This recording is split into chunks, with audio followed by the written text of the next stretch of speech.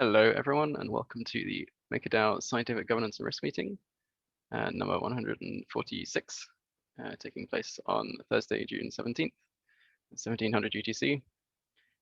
My name is Long for Wisdom. I'm the governance facilitator at MakerDAO. I chair these meetings. And I'm joined by over 40 Maker people and Maker-related people. So yeah, well, welcome everyone. I know you're all usually here, but it's always good to see high participation. All right. As usual, we've got a bit of an agenda. We've got some regular updates from the usual suspects. I don't think we have any sort of kind of unique segments or any specific presentations this week. But I do think we're going to try and just start a discussion on institutional vaults later, which has been a topic that's sort of been the mediators have been discussing a little bit over the last couple of weeks, and I believe the community as well to some extent. So yeah, I'll just go through the preamble, I guess. You know, we like people to get involved. We like sort of people asking questions and kind of commenting. So please, if you do have something to say, don't be shy. I'll attempt to keep the meeting on track if necessary, but please don't let that stop you. Cool. All right. We'll start with me then giving the updates on governance for the last little while, last week. Let's see. So last week's executive has yet to pass. I think it's currently 36,000 MKR supporting out of 70,000 on the previous hat. So still a little way to go. Hopefully we'll see that sort of go through in the next few days, or hopefully for tomorrow. Yeah. Last week's polls. So quick reminder, we have the month of June's ratification polls for MIPs as part of the monthly governance cycle. Currently live, and then live for the next 10 days. They went up on Monday. So please vote in those if you haven't already. We recently changed the monthly governance cycle such that these polls were the only requirement for proposals to be ratified. So this is your chance. There's no executive after these, well, in the absence of technical changes. So please vote if you haven't. We also had a couple of other polls this week as part of the usual weekly cycle. We had 3 Sushi Swap LP onboarding polls, which all passed. So that was, I believe, for the ETH-Link, Wi-Fi ETH and Ava ETH pairs. So those all passed, which was awesome. We also had a couple of dust parameter polls as well, a sort of generic one, moving the dust parameter from 5,000 DAI to 10,000 DAI. The dust parameter is also known as the minimum debt something. I can't remember, it's the minimum amount of DAI that someone can withdraw from a Maker vault. Debt floor, that's the one. Thank you, Ben. And then we had an ETH-B specific dust parameter poll, which moving the ETH-B dust from 15,000 to 30,000 DAI. Both of those passed as well.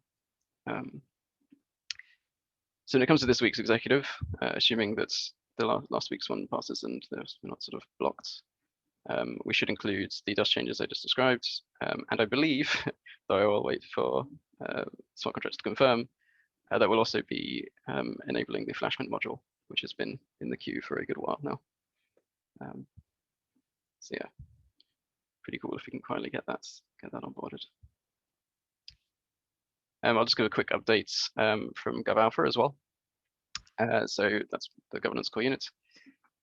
So we recently posted in the forum an onboarding post essentially describing some of the things people can get up to in GovAlpha, and sort of requesting anyone who's sort of interested in working for or with us to get in touch. So if that's something you're interested in, please do get in touch with me or Peyton. Any other sort of well, already an update, but only other thing I'm going to say regarding GovAlpha is it's coming up on, I guess, 3 months since we got a budget, and we'll be doing a quarterly sort of review post, probably posted at the end of June. Hoping that'll be sort of fairly long and kind of comprehensive. So look forward to that in the next couple of weeks. Apart from that, not really much to update people on for Go Alpha. It hasn't been the most productive week. We've been sort of putting out fires a little bit alongside the kind of usual recurring commitments that we have. So not too much to report, I'm afraid. All right. So I think that brings me to an end. Perhaps we can move on to, I believe, Pros has got forum at a glance for us. Sure do. Just dropped a link in the chat there. Yeah, forum at a glance. What's been going on? Quite a lot of interesting stuff, actually. One announcement that you may not have noticed is that the risk core unit has added even more features to the dashboard. I have a feeling Pramesh will be wanting to brag about those a little bit in his segment, but there are links there if you want to get on there. We've got a number of active discussions on the forum. This week, the kind of big one has been the real assets report for May. There has been some contention, so I do remind everyone to engage respectfully, but there's also a lot of really good information in there. So it's probably a good thread to read through. Just a reminder to, assume best intent and, work in a collaborative nature with everyone here. We've got a couple interesting ones on the PSM USDC. I noted in my top overview that we're over 2.5 billion accumulated there in the old alternative stablecoin. So there is a discussion, and I linked some back information as well as some posts from Seb back in November or December of last year about ways that we could put it to use. There's also an informal poll that Planet X put together about marketing for Maker.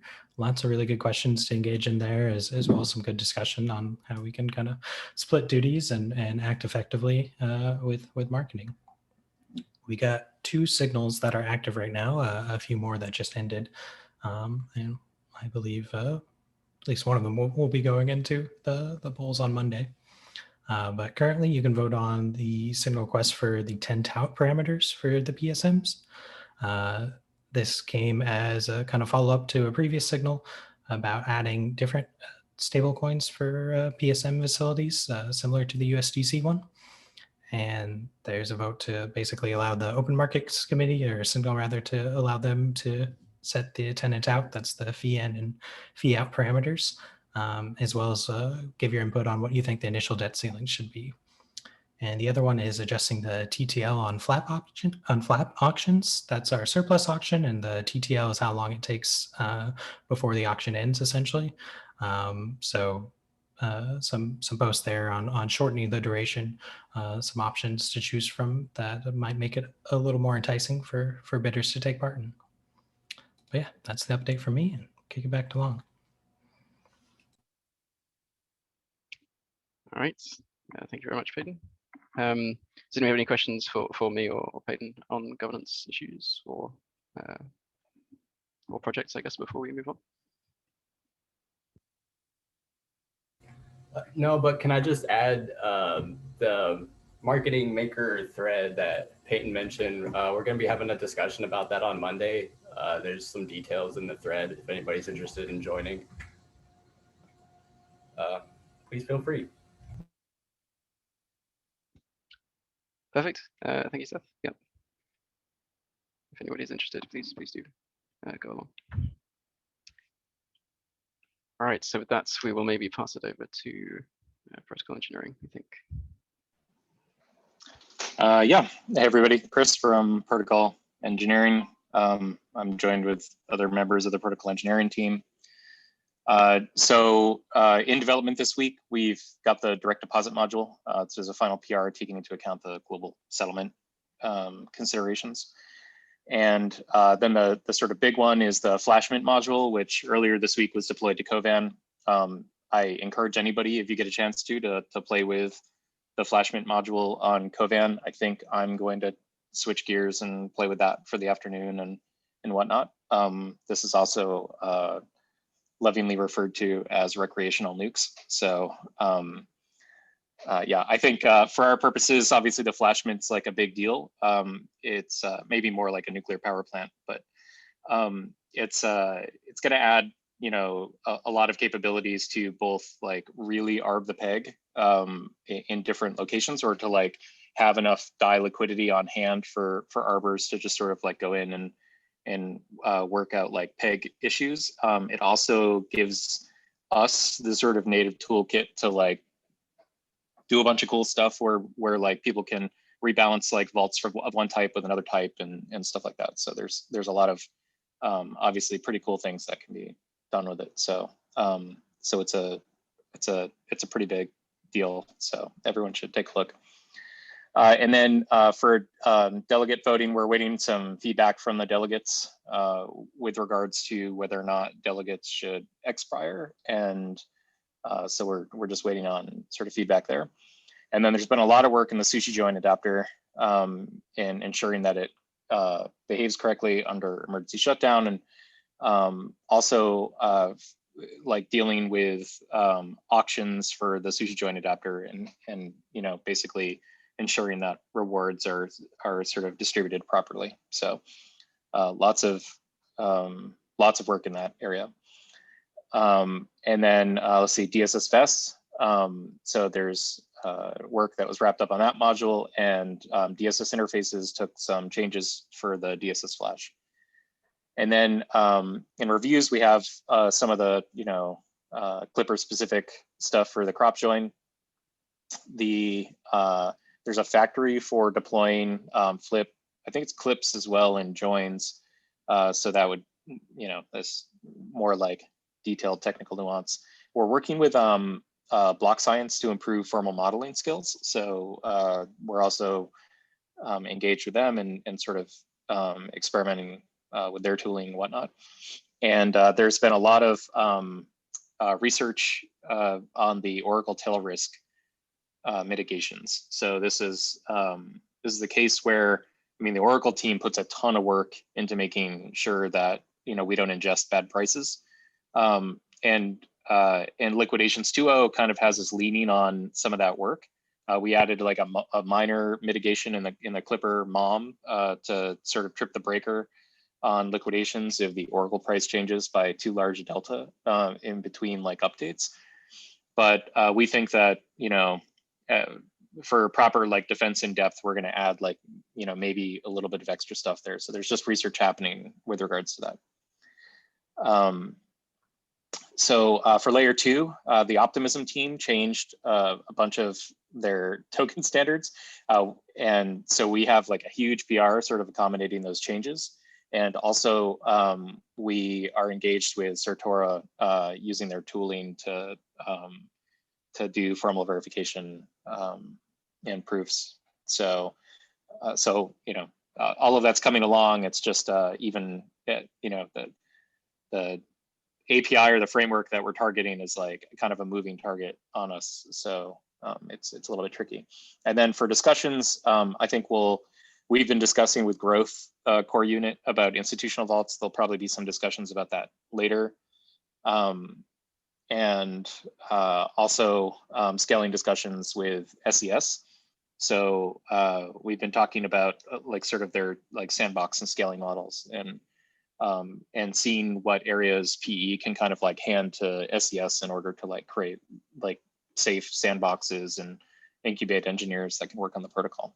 So let's see. Oh, also I think Brian is working with Oracles on trying to give them an instant access module for, I believe it's authorizations for like whitelisting readers against the medianizer in the Oracle. So aside from that, does anyone else on the PE team have something that I forgot that they want to mention? I should say I've been working a little bit on making sure the like auction demo keeper is also functioning properly. So there's some like kind of keeper work as well happening. And does anyone have any questions? Yeah, can you repeat that last bit about the keeper work happening? Yeah, so there's this auction-demo-keeper repository. And the point of that repository is that it's like basically a backstop keeper. it's supposed to be a reference implementation. It started as a reference implementation, but we kind of want it to be like a backstop keeper for the protocol. So in a really insane liquidation event, the hope is that any member of the community could spin this, like just clone this repo, put a private key in it, start the, like point it at a node, start the thing up, and it'll give it a little F, and it'll like do the authorizations, and it'll start basically like flash loaning the collateral, and then and handling liquidations under liquidations 2.0. So that's the point of the repo. But, yeah. Any other questions? I guess I had one, which maybe I missed the answer to, but has the Flashdown module been like audited, or does it need auditing? I know it's quite a small thing, so maybe it doesn't. Yeah, it hasn't gone through any formal audit. Well, actually, I don't think if we did, it might have been around the end of last year, but I don't think we did. No, it hasn't. Okay. But it doesn't really need it. It's like dead simple. We've had multiple reviews from the team. It's safe. Yep. So yeah, and everybody, you know, we've really looked at it and tried to think about like what's capable, and Sam brings up a good point in chat, which is that there's a kind of Lindy effect around the debt ceiling that we're thinking of giving it, which is like a, you know, $500 million debt ceiling, because you can get that from, you can get a DAI flash loan or flash loans in around that amount from other places. So we don't feel like we're, you know, adding anything to the ecosystem that would be too dangerous at the moment, but it yeah, so. Yeah, Flashdowns kind of caught us by surprise. Everybody in the industry a little over a year ago, and since then it's just been kind of standard practice to build around that and account for mass amounts of liquidity.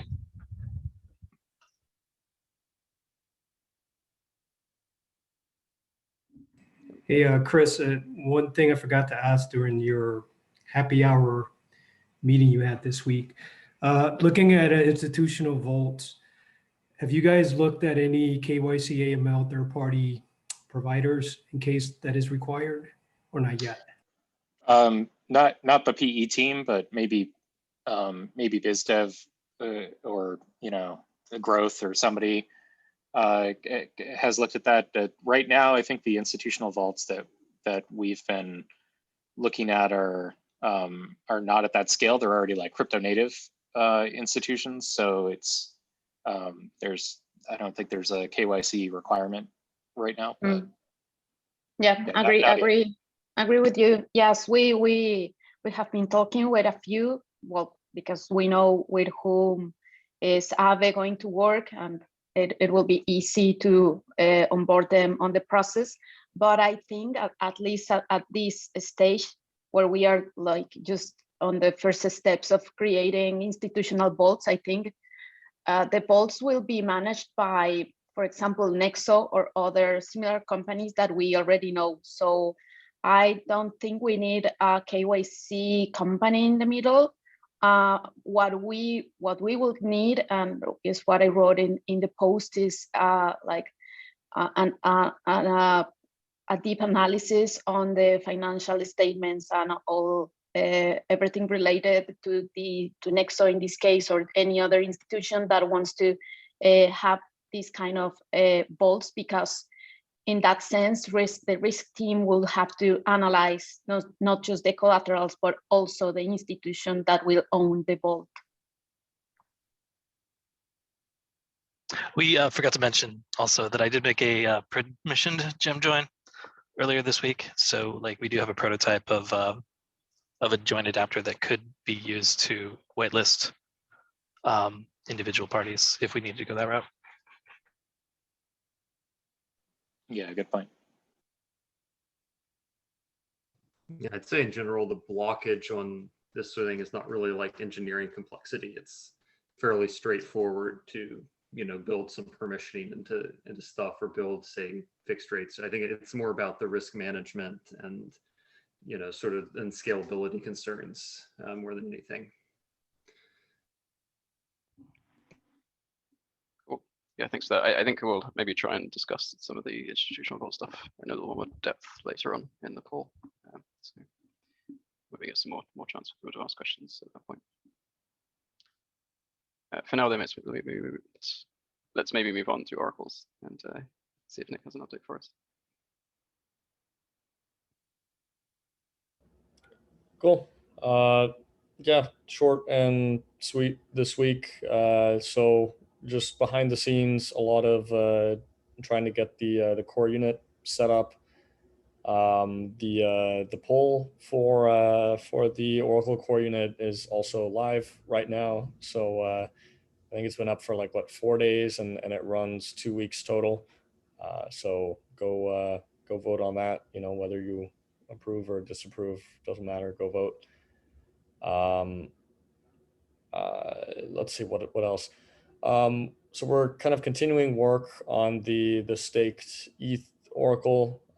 Still haven't quite made a decision whether we're going to use the contracts that they wrote, or whether we're just going to go with kind of like a feed-based approach. If we did use their contracts, we would kind of deploy our own instance, because theirs is kind of upgradable. So we don't want to take on any of that risk if we were to go that route. But yeah, still kind of undecided. But it sounds like we're getting closer to a solution. We're also looking at, I'm talking to a couple more potential light feeds. So that'll be interesting. I don't think we've onboarded any light feeds in quite some time. Can't really share any names yet, but you should be seeing some proposals pop up in the forum fairly soon. And I guess the last thing is go vote on the executive, because we have a bunch of Yearn whitelisting proposals for the oracles, so they can do delegated vaults, which not only gets our oracles used more, but the delegated vaults, right? They promote, they basically inject Yearn TVL for those tokens into Maker, right? So they can borrow DAI and then put that DAI in their DAI into their DAI kind of vault. So we could potentially see like a pretty significant uptick, right, from the Uni, Link, Aave, and I think the last one is Comp, from those vaults. So let's see what happens there. Yeah, I think that's it from my end this week. Not too much going on.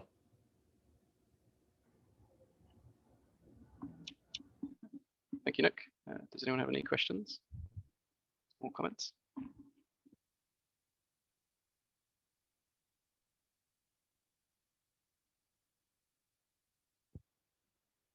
Cool. All right, let's move on. So that brings us to risk. Pretty much, do you have an update for us this week?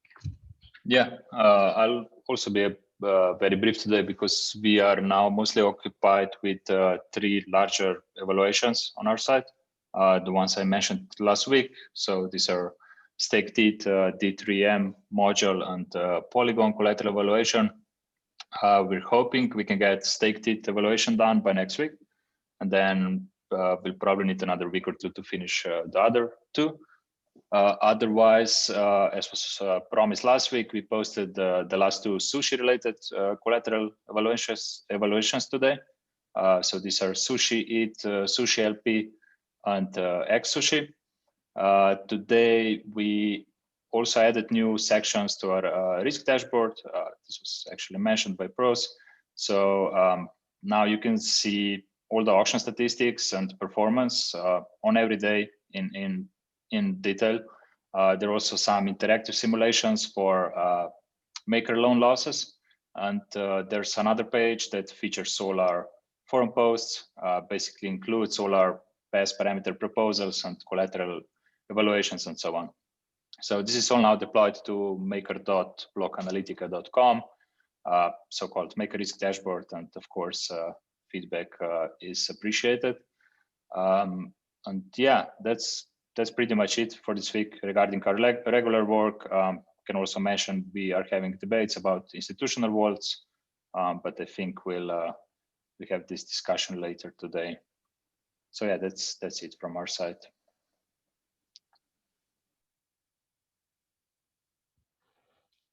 Great, thanks very much. Anyone have questions for Risk?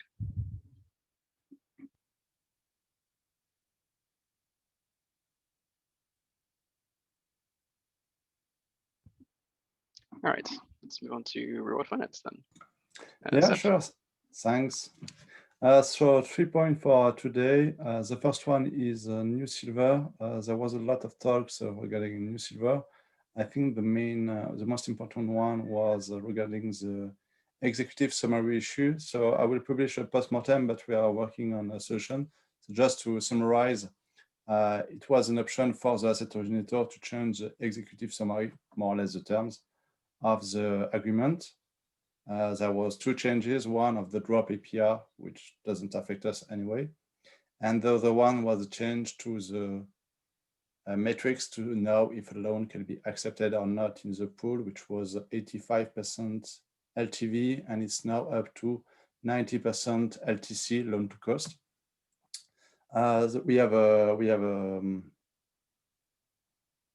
focus on New Silver tomorrow evening at, I don't remember the time, but probably someone can find and I will post I will link the post regarding the call tomorrow. Like you will be able to ask any question to New Silver and understand why the change was made. But the issue is that we should have at least the opportunity to discuss the changes, and we didn't, because maybe I get an email but I didn't act on it, or I didn't get an email. I don't know exactly what happened. I'm still looking for the postmortem on it. So what is the solution that will we move on forward is to add an independent director that was already acted previously. But the independent director will have a notification list, and we'll make sure that everyone on this list gets an email before changing the parameters. And we will have a time period where if we liquidate the vault, no change in the executive summary can be done until we have exited all the position, no matter if it takes 1 week, 1 day, or 1 year. So we will always keep the same terms for until we exit. It's kind of, yeah, no. Second point, we are still working a lot on onboarding law firms. So currently we are discussing with 3 law firms, 1 in the Cayman Islands and 2 in the US, to advise us on all the real-world asset topics, which is one of the big components of the new budget that is on vote currently for the real-world finance team. The budget, the new budget, currently we don't have any budget for that. So I'm using some part of the budget that was expected for something else to pay for the lawyer, because I guess it's more important right now. And for the next budget, it's 20,000 DAI per month on the legal stuff, but most likely that would not be enough. So I will have to take from somewhere else inside my budget. And the last point that I think is important to note is we are also working on the SolarX Cayman Trust structure. So SolarX is a solar farm in the New York State. So the point of this project is that the closing should happen next month, more or less, because obviously the guys need to have the credit line to buy the land to the owner and start all the audits and the construction of the property, the solar farm. And I just wanted to note that this topic, the only reason why we might move fast on this one is because on our team we have a Christian that is working on that, and he was the head of legal for a 16 billion LNG project. So it's not like every day we have someone that did something way bigger than what we do currently.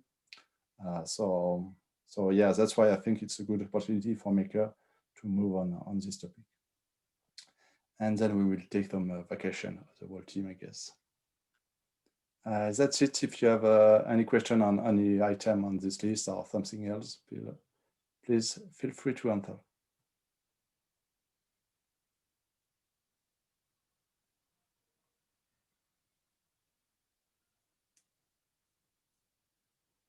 Okay, should I go then? There's a couple of things in the sidebar. Does anybody want to say anything on the chat? I just want to mention that maker governors should probably look into the history of Solyndra, which tried to build a solar farm in Nevada and ended up spending about $700 million in US government money before they went bust. I don't want to make a big deal about it personally, but like there's some precedent behind things like this.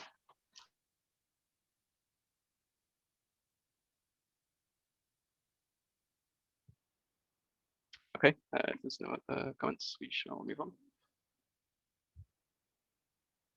Okay, so in the link is what we did this week. General updates. We started conversations with our partners, the ones that we know that are doing something in El Salvador, and it was interesting because one of them they are like actively working with the government, and they are creating all these educational campaigns, because although they approved Bitcoin, like it's not a very friendly, a crypto-friendly country in terms of like no one is using it yet, and they want to like help merchants to start accepting crypto, because like what they plan to do in the following months is like to attract more crypto tourism and investors that could buy properties in El Salvador using Bitcoin. So what we understood about what our partners told us is that we have two different approaches to follow there. One is with retail users.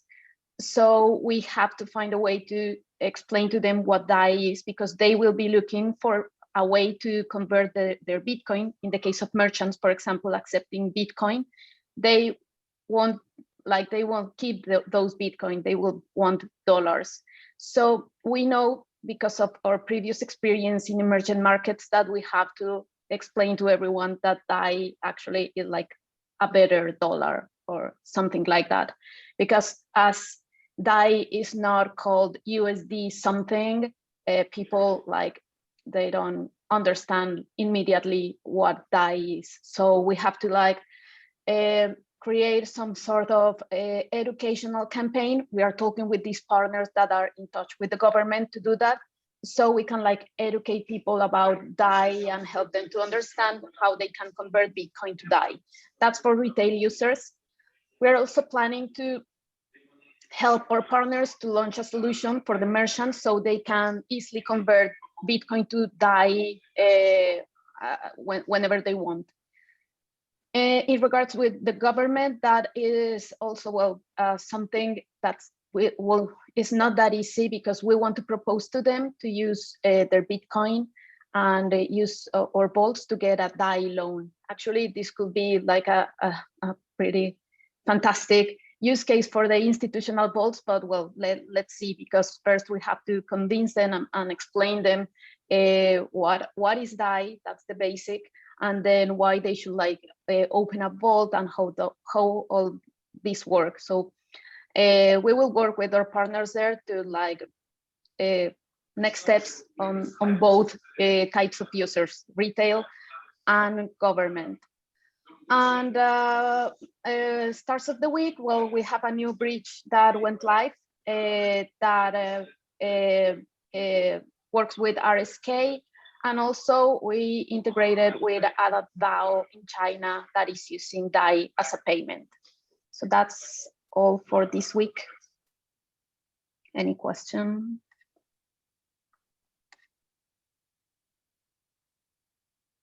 Oh yeah, one more thing. Gustav and I, we are going to be speakers at ETHCC. So if you are going to be there, we will be in Paris like when we have the details of at what time is going to be the talk we will have there, we will let you know.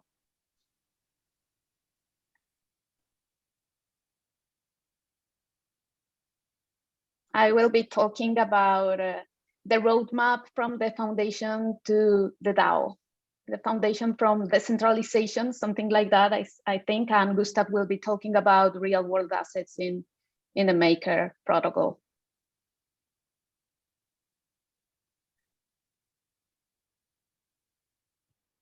Oh, all right. A lot of that sounds really exciting, Nadia. So yeah, looking forward to see how all that pans out.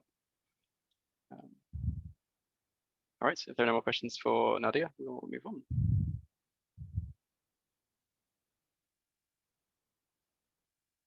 Okay, Juan, do you want to give us an update for SES?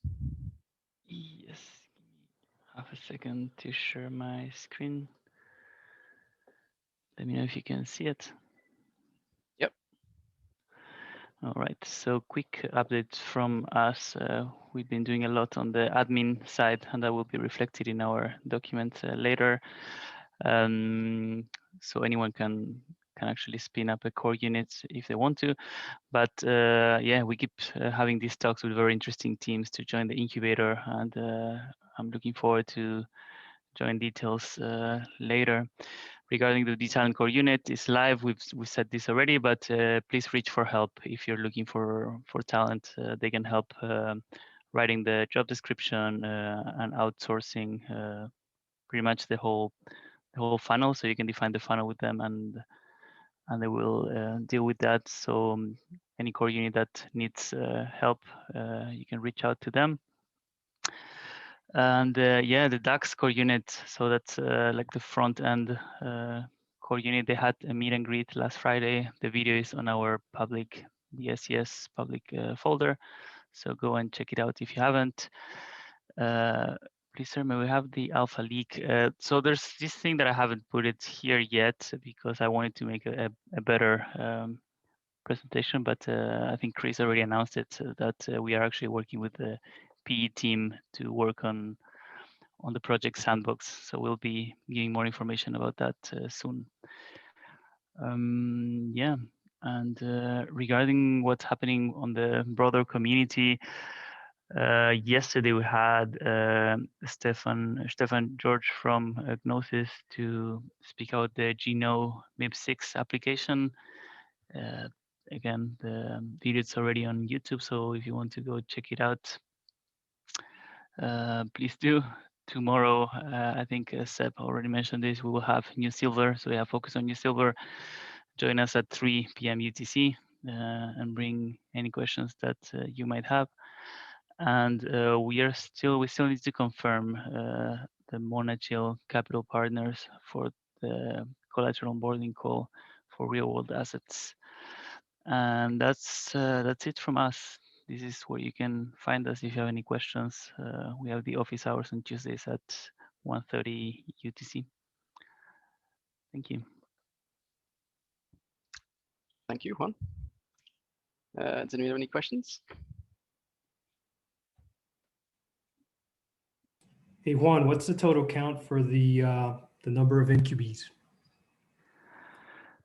So right now we have 2 that have already started. So that's the D-Talent, which it's 3 people. So Theodore, Edita, and Natalie. And then we have the DAX, which is 5 people, if I'm not wrong. So far it's 8. No, sorry, I meant how many possible core units are you incubating? I mean, we have a budget, and we also have a capacity to help other teams. So in some cases, we are helping projects that want to spin their own core unit kind of informally, and we help them navigate governance. But we are expecting to onboard maybe 2 more teams. We do believe that these 2 core units, D-Talent and DAX, will be quite fast in general. So maybe in 4 months, they will be up and running and all set up, so we can start focusing on other groups and core units. Got it. Thanks, bud.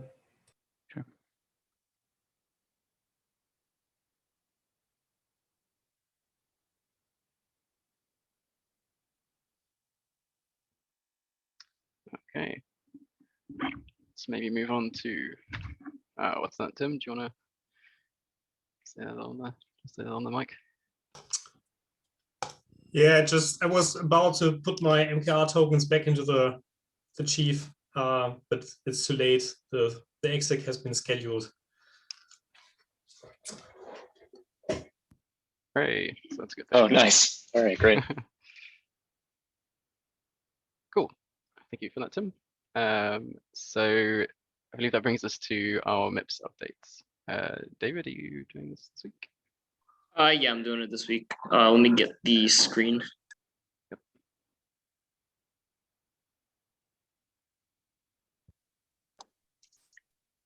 All right. Oops, my bad. 1 sec. I accidentally misclicked there. Yeah, here it's recording again. So I think it was just I hope it just does a pause in the actual file instead of giving you 2 files. It does, I think. So okay, no worries. Cool. All right, sweet. So yeah, here we are. Welcome to the weekly MIPS update, everybody. My name is David. I'm the editor, fellow contributor here. So let's get in. All right, so we're in June, and we're actually here in the 17th. We're 1 week into the first round of ratification polls, and so yeah, let me actually go on and kind of go through all of June's formal proposals.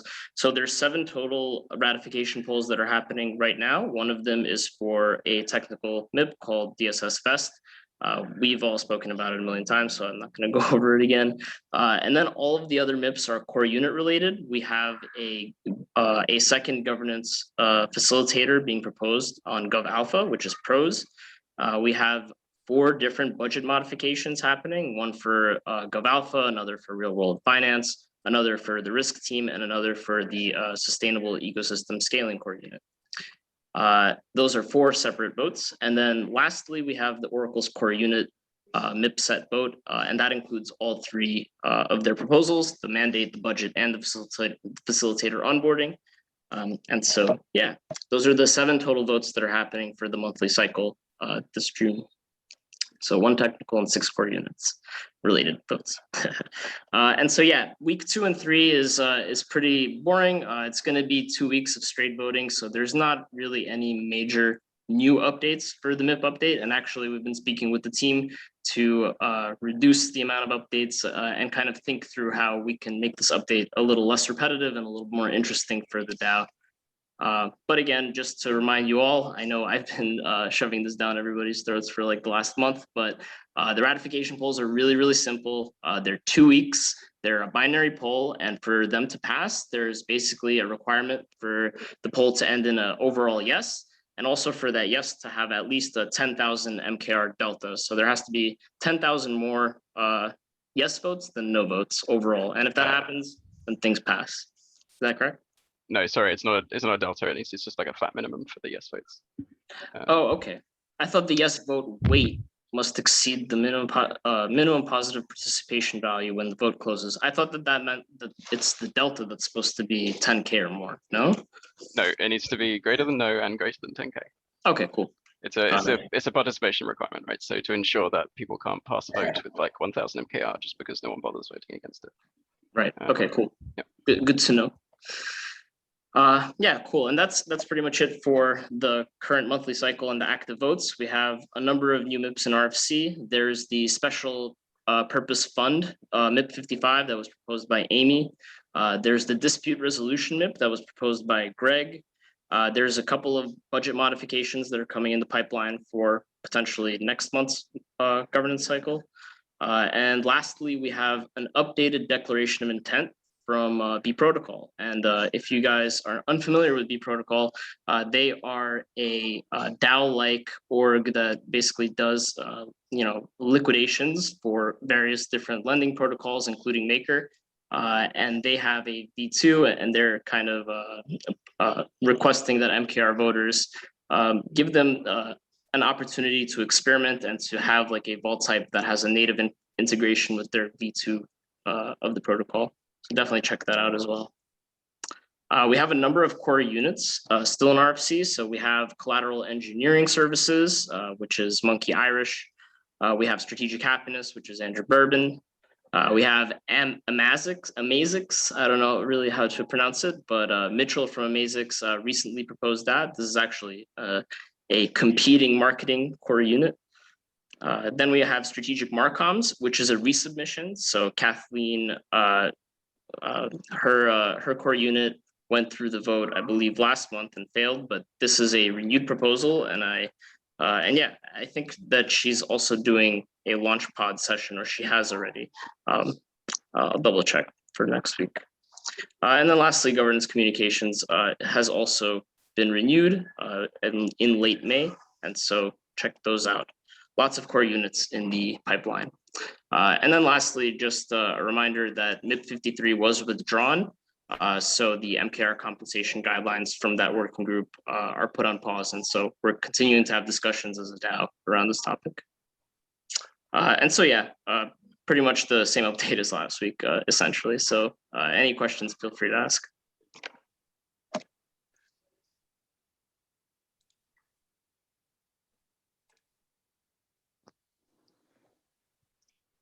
Dave, did you leave the maybe you didn't like out on purpose again? Jesus, I knew I was forgetting something. Dang it. Well, I mean, we kind of talked about it last week, and yeah, I didn't add it into the proposal this week. In the comments, okay, so what we're talking about is there was a GovAlpha. Sorry, there's my family in the background. Sorry, there was a GovAlpha budget modification posted by a non-team member of GovAlpha, and so basically in the forum, I gave my opinion as a MIP editor, saying ideally these should come from either the facilitator or team members. And I gave GovAlpha team members the option of either letting this community member run with the proposal or taking it over. And in general, I think, yeah, we decided not to assign it an SP number. And it was just taken as a signal for what should be, what the community is looking to expect in GovAlpha's next budget update. But really, yeah, it was a weird little situation. It was the first of its kind, so yeah. Yeah, to elaborate slightly, I have been meaning to get around to respond to that and haven't yet, but I will at some point. So, yeah, I spoke about it a little more clearly in last week's governance call, so feel free to go back there and just listen. It's pretty simple.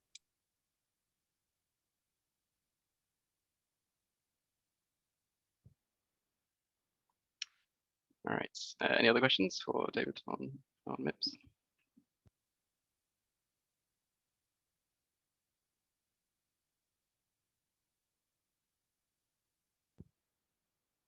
Okay, cool. Well, that brings us to the end of our weekly updates. So we can now maybe move into the discussion and sort of general QA section of the call.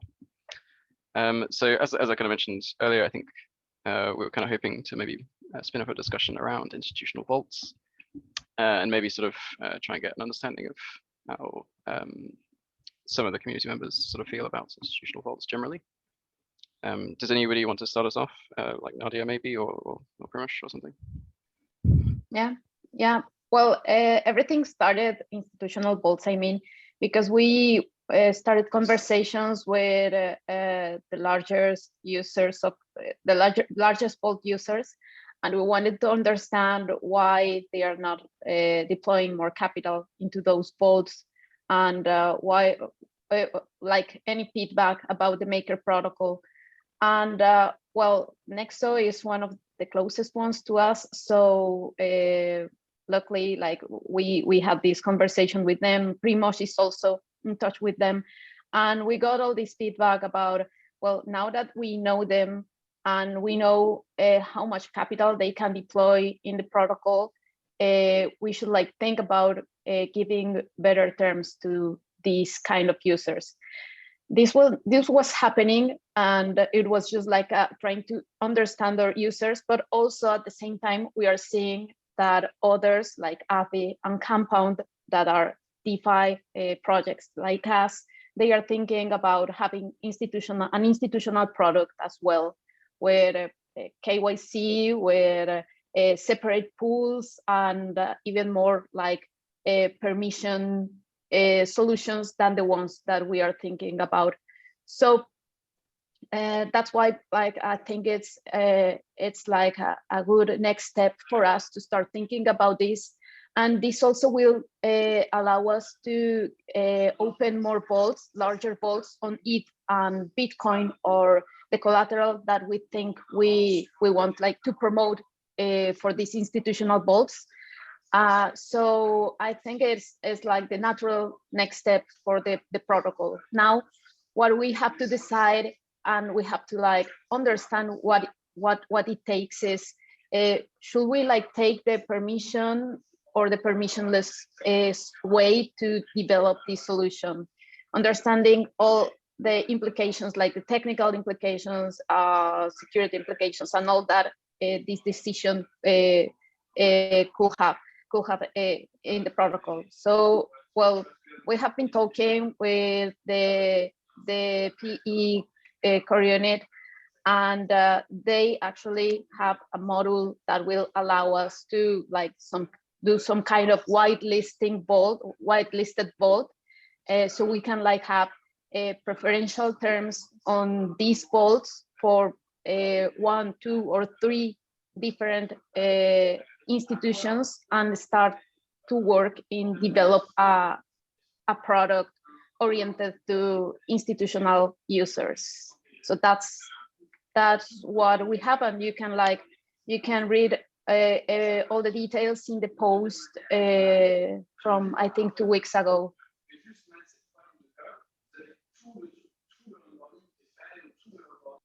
Yeah, that was a great summary of it, Nadia. I'll mention, obviously there was a lot of back and forth when we discussed this, because the implementation detail is really whether or not this is going to be permissioned or permissionless. And so permissionless is an attribute, obviously, in blockchains and in this decentralized finance world, and I would say in the economy we're trying to build, that is a sort of cherished attribute.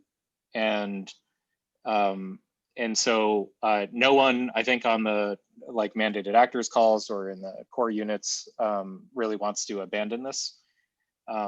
And so I kind of originally was very resistant to the idea that we end up, like, creating, like, whitelisted vaults for people. And I think we should, sort of heavily consider that.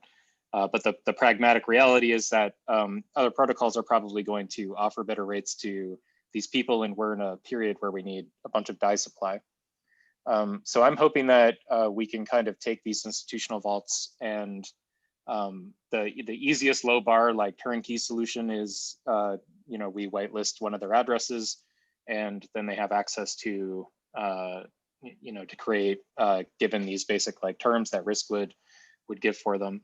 But then we take a look at whatever those terms are, and we attempt to figure out how to like offer those terms to all users permissionlessly. And so that may be like a special sort of earn adapter that sits on top of the core protocol, like a proxy that you go through in order to create, like, a vault that has these sort of, like, attributes to it. And so I think that we can very quickly do the whitelist thing now, but we should definitely consider, whatever somebody like Nexo or any institution asks us for, we should figure out how to provide that to the masses. Otherwise, we are really just creating the old traditional financial system, and there'll be these giant players, and to those that have, everything will be given, and that leaves the rest of us exactly in the same situation that led us fleeing traditional finance. So fleeing traditional finance. So yeah, that's my sort of general take on it right now. I'll also mention that real world assets are basically all just permissioned vaults as well. So it's like, we can't really do the real world asset stuff permissionlessly yet, although I don't think that's something that we should shy away from attempting to figure out, but there's just too many, like, real world complications for that. So we already do have these permissioned vaults. Yeah, so that's my take on it. I don't know, like, more people on PE or other people may have nuanced takes, but we're interested in whatever discussion. Yeah, can I ask a very basic question that this is a I apologize if I didn't have time to read about this in too much detail, but what are actually the terms that they do want, and what way do they differ from the terms that are available to every Ethereum user today? Yeah, so I can jump in here. So permission vaults, why they make sense is that the whole idea is to have direct communication with the borrower, understanding them. So it's similar to real world assets, right? We want to know, basically the balance sheet of the borrower. We want to know what their unwinding procedure is, and then we can offer better terms. And the terms most of the institutions are after are mostly related to cost of capital. So everybody basically want lower liquidation ratio. Of course, a stable fee, right? Lower liquidation ratio, stable and low fees. So fees are already low, but it could be just temporary now. But definitely lower liquidation ratio is something they would appreciate. And this also means that they would obviously mint more, because what they do is they have some kind of buffer for getting liquidated. And if you offer low liquidation ratio, they can mint more. They can have lower collateralization ratio. On our side, this alone isn't enough. The whole idea is to have direct communication with them. So as soon as we understand, how their unwinding techniques looks, they're monitoring their exposure, they have sufficient capital, they don't need to make necessarily repayments, right? They can deposit more collateral. It's all more, it's all safer. So the vault type is safer. So then we can offer, these better terms. But yeah, if this would be permissionless, it's, you cannot really communicate with borrowers. So you can only see his on-chain activity and then try to convince yourself, he's safe. So, but then and at that point, like these institutional users, if you're underwriting their credit risk, we're getting into the exact same problems that I know very well, of course, of like, then how do you actually ensure that there's any recourse against the business outside of what is locked up in the vault, right? Yeah, right. And is that purely the idea to use reputation here and say, oh, we hope that Nexo won't screw us over, or? No, we're not talking about below 100% collateralization ratios, right? So they would be okay if we, can, go below 130 or have special capacity at 130 liquidation ratio, or maybe even a bit lower. There's still debates, but there's another part of the story, which are fixed rates, right? They also are after that. So if you can, offer them fixed rates, that's also a huge benefit. There was one idea we had, is to implement origination fees and a really low stability fee. Why this would be good, but obviously better on our side, is that we kind of guarantee ourselves that they would be a long-term user, right? If you set up a origination fee of, I don't know, 2% and the really low stability fee, you kind of guarantee yourself that they are going to stay with us for, at least a year. And they wouldn't migrate to other compound as soon as rates are lower there. So this was also one idea, but we haven't really, checked how this plays with borrowers.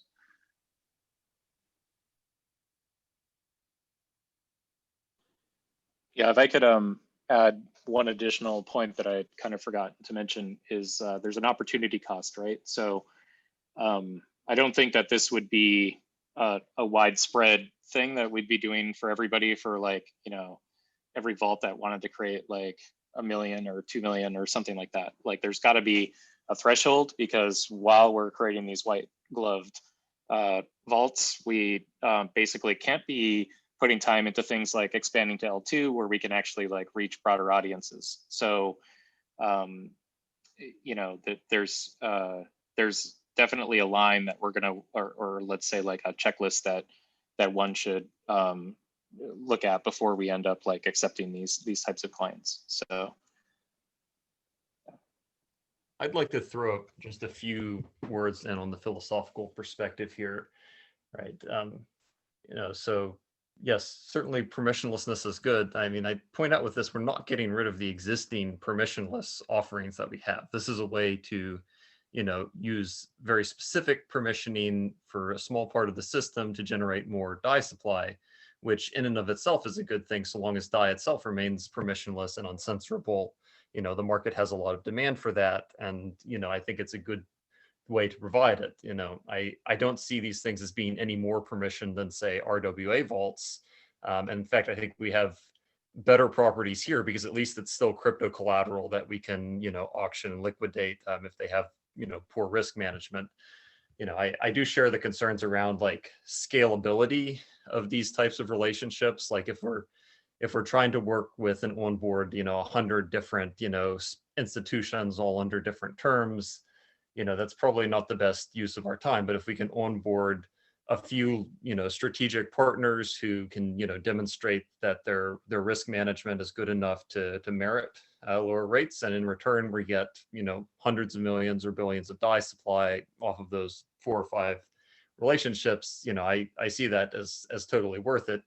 In terms of helping the DAO survive and, do the big things we do want to do of, going to L2s, providing a permissionless currency to the world, like that, I just don't see this as like, oh no, we're making the protocol permissionless.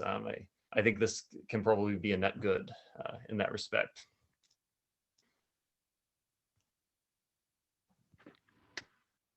Cool. Yeah, thank you all for your points. I think you've all made some good ones. Tim, I noticed you had a couple of ideas in the sidebar. Do you want to talk about some of those? Yeah, well, first of all, I'm kind of split between it's a good idea to have special agreements with institutional investors, but on the other hand, I mean, being permissionless is something that I really, really like about the whole thing. And I mean, we had a lot of discussions about the ETH vault with the low liquidation ratio, and now we finally made the step after, well, the Wild Wednesday, that we can actually raise the debt ceiling. But if we are thinking about actually go lower between of 130%, I think we cannot keep, well, just my feeling, I think we cannot keep the 1 hour Oracle delay for them. And probably they just don't need it. If they are so good at managing their position, then they are probably good enough with 10 minutes or something like this. They don't need an hour. So I don't, well, it's the hour, again, the hour opportunity costs again, but but for us in case the oracles get attacked. The primary purpose of the oracle delay is to protect the system from an oracle attack. The hour is so we have enough time to do a governance vote, like an emergency governance vote, to unfuck the system if there's ever like a bad price that gets pushed to the medianizer, right? It's almost like a side effect that people are able to fix vaults in that, hour delay, which I think is actually good because it prevents liquidations, but that's just kind of something that comes along with the package of trying to mitigate oracle risk. Yeah, and I think the thing with ETHB, and I think you got this right, Tim, is right. It's all about vault management, right? So when you have like an open permissionless vault and you don't know how sophisticated the individuals are that are using it, right? Things like collateralization ratio, right? We have to be very conservative with. But if you look at something like the Wi-Fi vault, where like the majority of it is Yearn, and they've just automated the crap out of, right, always kind of hugging the line, right, where if they're too over collateralized, right, that means they're leaving money on the table in terms of farming, right? So they're always just like right on the limit, and they've always covered. Right, they've never. Yeah, but for Yearn, we were not able to actually agree or find consensus on making them a special deal, despite we have a proven track record that they are actually able to keep the position without getting liquidated. Nexo does the same thing, so they have the same track record of just saving their vaults, right? So, they're slightly different, right? Well, like Yearn is also monetizing its treasury as opposed to putting like pristine collateral assets in. Right, so so there's a little bit of a danger with the Yearn thing, which might have turned some people off to that agreement. Okay, well that's a point where I would agree that it's probably there is probably more risk involved with the Yearn vaults. But what I don't really get is we don't have any kind of guarantee. We basically look at the strategy and have some kind of historic view on how they're managing their position, but there's no way on actually punishing them if they are not able to keep what we think they could keep. And this is something that concerns me a bit. So if we can, but it's still over collateralized, like significantly over collateralized. Yeah, so I may add here. Sorry, but if you're thinking about having a liquidation ratio below 130%, what actually is that? 120%? So how much of a market drop can we actually be able to survive without them basically getting liquidated? So Nexo, for instance, Nexo is maintaining close to 400 to 500 collateralization ratio. So they are protected against more than 50% drops. If you lower liquidation ratio, that just means they're protected, towards bigger drops, and they might be able to mint more than, right? That's the whole idea. Just the cost of capital. So they're actually not planning on going near the 130% or whatever. It's just that they want to have an additional buffer.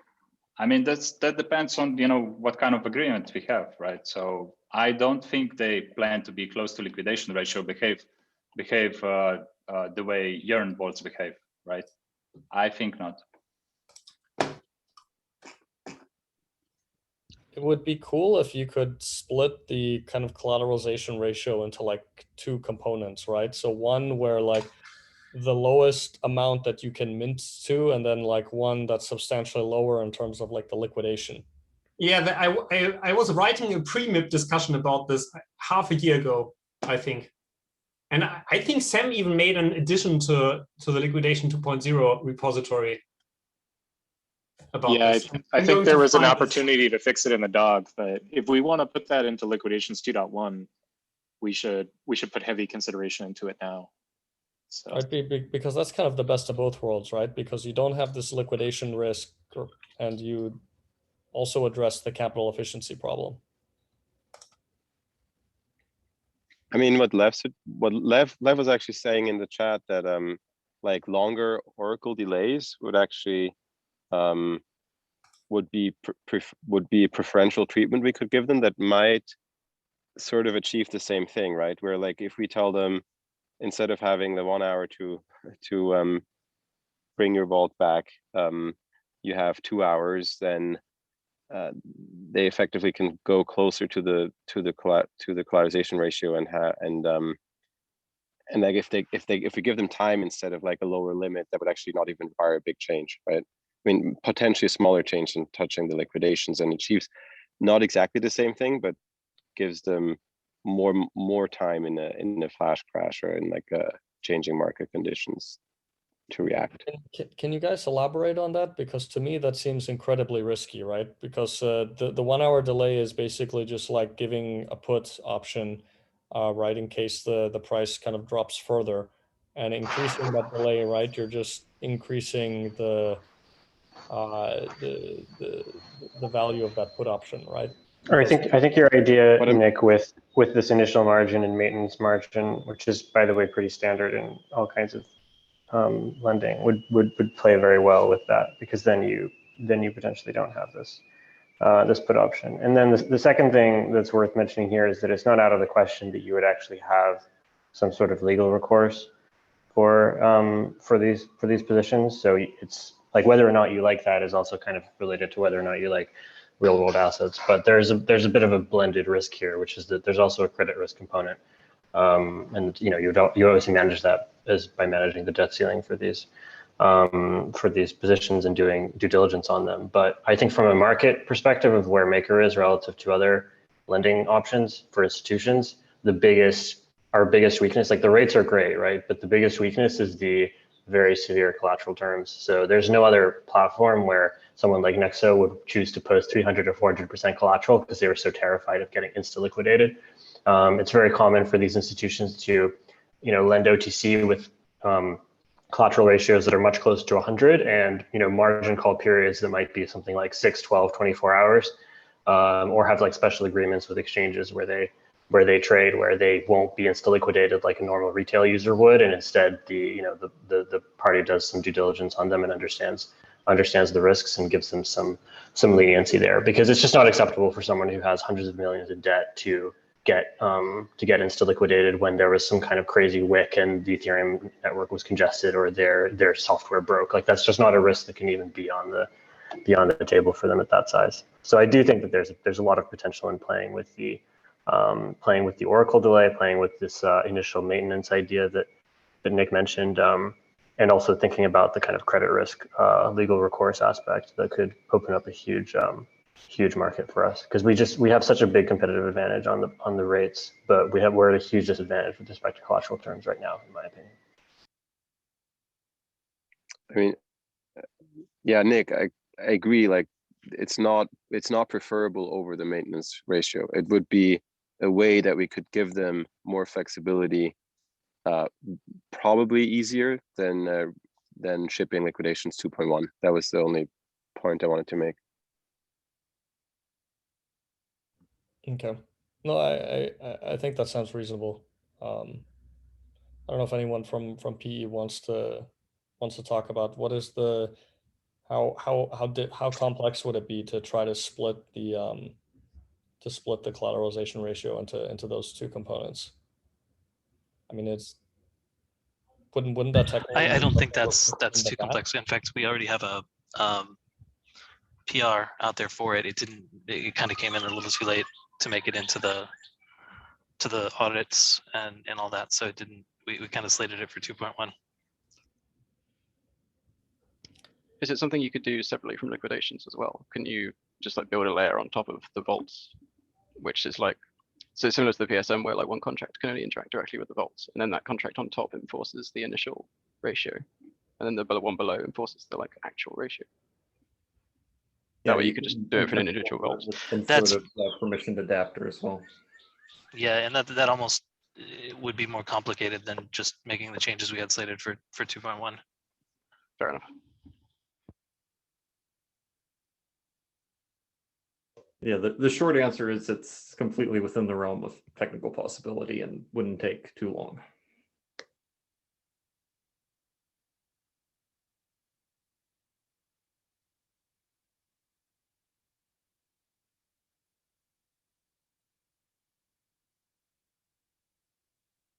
Oh, shoot. With regards to like recourse through legal agreements, though, I mean, who is the counterparty, like on the maker side, right? That gets tricky really fast.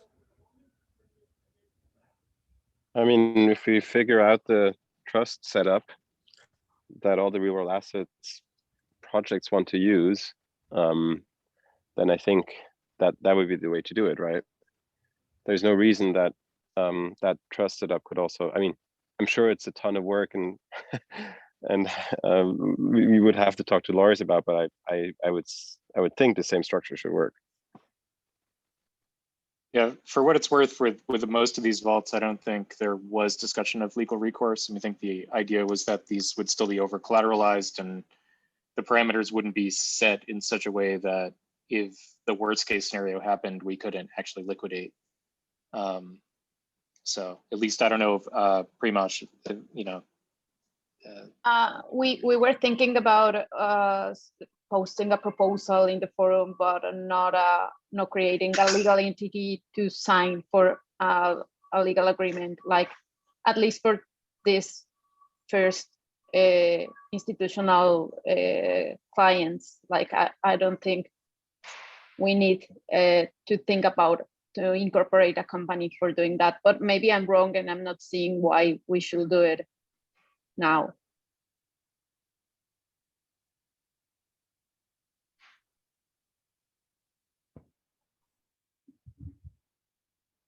Yeah, so Lev made the point in the sidebar that I think he thinks we can get quite far without going into legal recourse, which I think makes sense as well.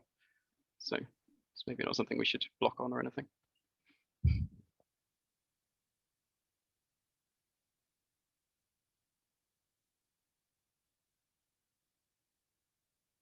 Yeah, eventually we'll have all those structures with real world assets. So if we find a really good one, we could lean on that. if we needed to, but for now, I would say if it's crypto native, like, you know, we don't need it. We don't need it. So. It would be kind of nice to be able to provide this in sort of a scalable way as well. Like I kind of mentioned, it would be good if we can kind of have like one permissioned vault, right? Or like with favorable parameters that we can convince everyone to use. I think that'll be potentially difficult because everyone's going to want their own things, but I can kind of potentially see a situation where, like, you know, if this works out really well for Nexo, then like potential competitors to Nexo come to us and say like, hey, can we have that thing that they have? Like that makes that quite easy at that point, right? Because we can just whitelist them on the same thing. I mean, we're already kind of dealing with this with projects offering up their tokens as collateral options, right? So we've got this huge backlog of people that effectively want, you know, white glove treatment for onboarding, and we're still working on processing that, and we're going to have that compounded with people looking for special treatment on vaults.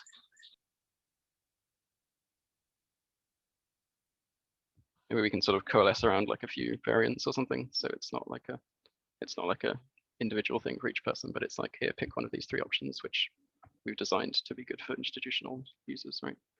And that would lean towards a permissionless solution, right? So if we gave some nice vault options with maybe high dust limits, you know, so you'd have to at least have a certain amount of capital to even play the game, then like we'd have that, but we wouldn't get the benefits of like being able to look at their balance sheet and their history of meticulously maintaining their, you know,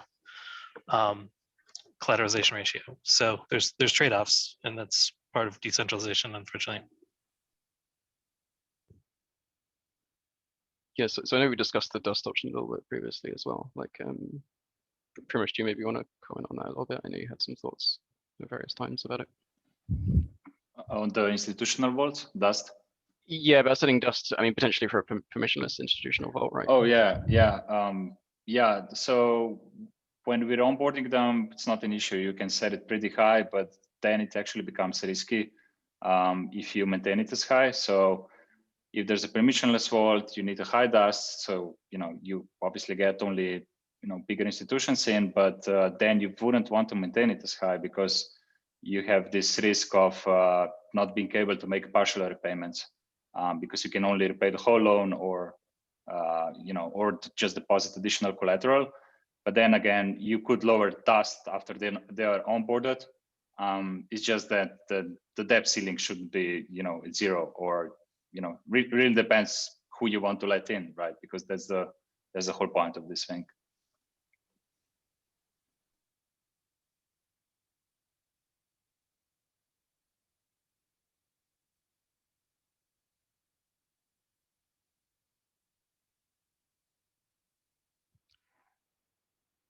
Anyone else have anything they want to contribute to this discussion? Yeah, from a compliance perspective, is there any downsides? And I'm just going to make something up real quick. Hypothetically, Nexos has a client who has brought in money that they weren't supposed to bring in, and it goes through one of the vaults. Has anyone looked into that? Compliance-wise. Yeah, I'd say that's a question for the legal core unit. All right, cool. How about if I switch it? Nadia, can you give us an update of your, if possible, maybe you can't, of that circle meeting? Would that be possible? Is today. Okay. Yes, in a couple of hours, yes. Sorry, Primož, about the time, by the way. No worries. All right, well, good luck. Good luck.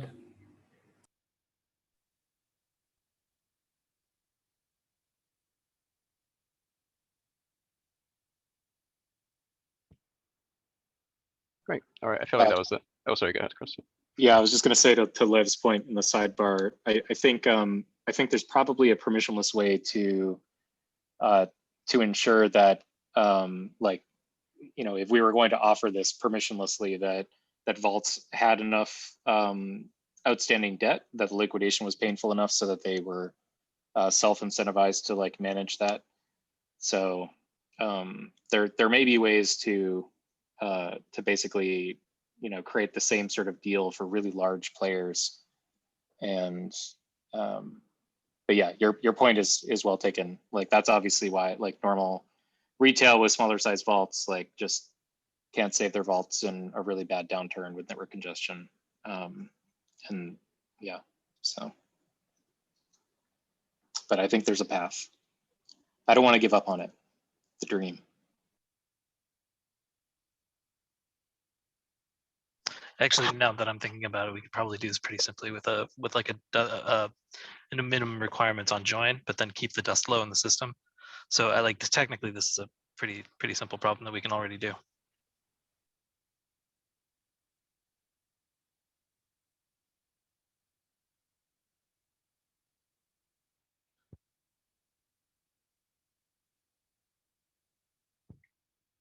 All right. We're getting close to half past the hour, so we'll maybe start thinking about wrapping up. Unless anyone has any sort of final comments they want to make, I guess, on that discussion, or anything else they want to sort of shout out or bring up before we go our separate ways.